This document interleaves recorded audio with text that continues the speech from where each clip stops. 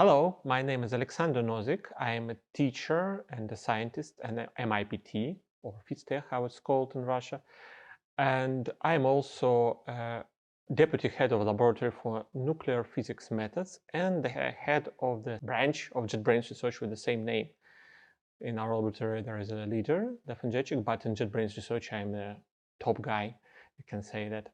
Officially, the laboratory was found in 2019, but before that, we have had a group, scientific research group, with more or less the same name and more or less the same aims since something like 2016. Of course, without any funding, but with people. People are much more important than funding, you know. And since 2020, we are officially a part of JetBrains Research, which I'm quite proud of. I can say that I'm very happy that we've joined the JetBrains research because we were not the laboratory born inside the JetBrains research, we're external laboratory.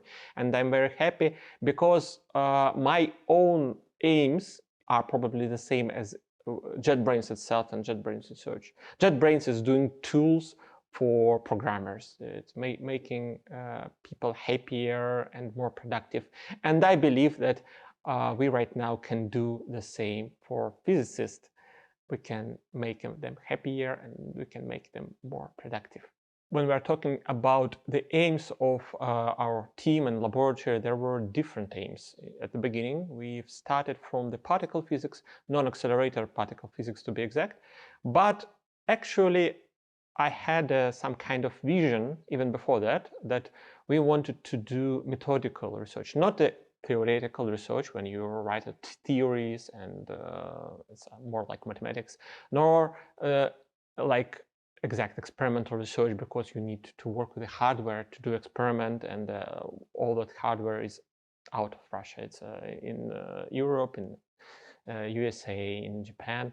But the vision was to work with the methodics, meaning the software, analysis, data acquisition, simulations. And this was a thing I thought we could do best because you do not have to have a very good hardware to work on things like this.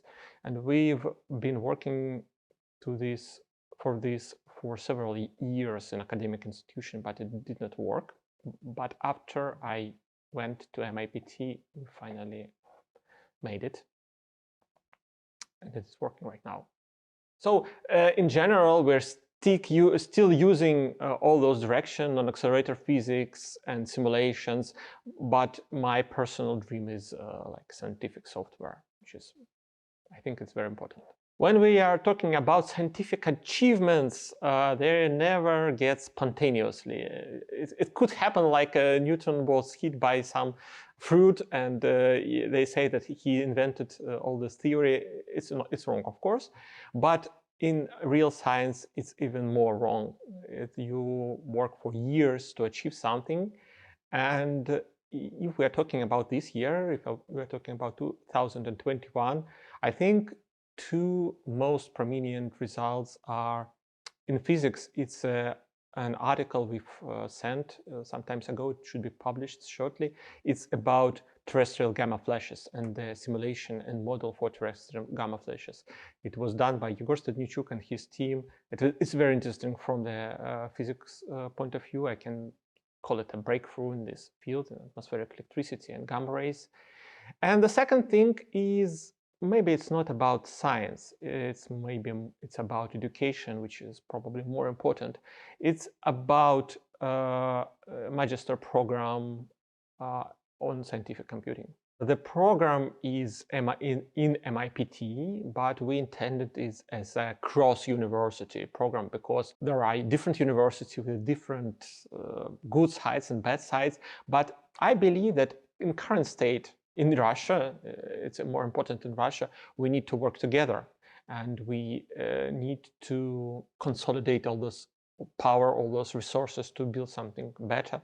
And all those remote formats gave us a lot of help with that because we can now work together with the different universities like high schools of economics, like ITMO, like foreign universities as well. So Yeah, right now it's based on in MIPT, but I believe in future it will be something we do together. I'm not sure that the program in its current state will persist because a lot of people do not like it. For example, physicists say that programming is something that should be done by engineers, not physicists.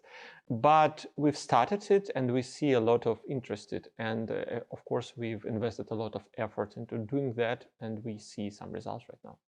The scientific project I was talking about, the terrestrial gamma flashes, the thing is that it's about gamma rays from clouds. You probably know what a gamma ray is. It's a radioactivity, and there are so-called terrestrial gamma ray flashes. Gamma ray flashes come from separate galaxies and astrophysical objects, but now they know that gamma ray flashes also come from thunderclouds. And it is very interesting because we still do not know where the lightning comes from. You obviously know that you apply a difference in potential between two electrodes, you will have lightning. But they measured it and they found that it is not enough. So actual electricity in the thunderclouds is not enough to produce lightning. So we need to dig deeper. We need to introduce all that knowledge about particle physics that we now have, about photons, about electrons, about conversion. And now we understand that thunderclouds are actually electron accelerators, very big scale electron accelerators. And what we've done right now, we've created a new theory model and simulation that explains some phenomena in the thundercloud. It's not exactly new area of physics. We are working in existing area, but I think that guys, Igor and his team, they did a real breakthrough in this regard. Collaboration became easier, much easier. It was very hard in previous years. It was very hard to convince people, please do a conference, please do a short seminar. And they say, okay, come to us to Europe or to USA or to Canada, whatever, and we will do it in person. And it's very complicated. But with all those epidemics, we now have tools. We had them before, but we have understanding that we can use those tools to make a remote cooperation. So yeah, it gets much easier to work with people, especially when not a lot of those people around with informational technologies people, with people, for example, we are working with people in Germany. We are doing the data acquisition system for IACSO. It's experiment and search for axions. And we could not do it without remote because we are now just creating a software remotely. If you ask about collaboration, I think for myself personally, it's the more important part is collaboration with information technology industry, because we are starting to talk and with the JetBrains and JetBrains Research and other companies like Tavrida Electric, we are starting applying our knowledge to industry as well. And of course, getting some new experience, some new people to work in our field. It's very lucrative cooperation. They say that you have to wait a lot of time for your software to be applied somewhere, but 5 years, which is a more or less normal time range for software application, it's very short in terms of physics. And physics is tens of years, like 15 years. So we need to start somewhere. And if we start now, then maybe in 5 years, our ideas will be applied somewhere. And I believe that right now, this time delay is smaller because people start experimenting with new technologies faster. Yes, they do not introduce them as a mainstream in the area, but they start experimenting with them and they start at least apply them somewhere. Actually, if you know your history, modern programming began with physics, because first computation, first network protocols were developed by physicists, and there is a plaque in CERN. It's a room where the internet was born, because they invented this HTTP protocol. The network was before, but they invented simple protocols to work with, and we work with them more or less since then. And there is a lot of problems involving modern computing, modern IT in physics, but there is a kind of dissonance because physicists believe that they invented this thing, they know this thing, but since then the informational technologies, it's like several generations went away, and so we have new technologies that they do not know, and we need to reintroduce information technologies in physics. And a lot of people start to understand this. And I'm very happy that in JetBrains Research we have several such people. When you're working in informational technology, you usually have one or two roles.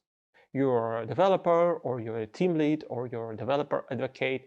The problem with science is that you need to be all of them together, and accountant because you need to keep searching for funding. It takes a lot of effort and a lot of nerves, brain cells dead, and there is a challenge sometimes to balance all this, to keep doing science, to keep writing the code, to keep working with the people, because a lot of people in our laboratory right now, including students and interns, we have something like 30 people. It's a very large number.